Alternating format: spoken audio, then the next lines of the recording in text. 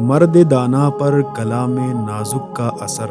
मिर्ज़ा बेदिल हिंदुस्तान के बड़े मशहूर नातगो फ़ारसी शायर गुज़रे हैं। ये उस वक्त की बात है जब हिंदुस्तान की इल्मी और कौमी ज़बान फ़ारसी थी। उनके नातिया कलाम का चर्चा ईरान में भी पहुंचा। कलाम पसंद आए तो साहिब कलाम को देखने का शौक़ दिल में उभरता है। उनके कलाम से मुतासिर होकर एक शख्स ईरान से हिंदुस्तान बेदिल साहब से मिलने आया। मुलाकात हुई।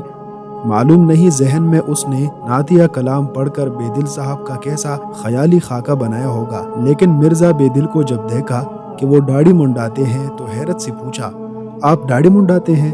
बेदिल ने कहा, जी हाँ, दाढ़ी तो मुंडाता हूँ, लेकिन किसी का दिल नहीं दुखाता।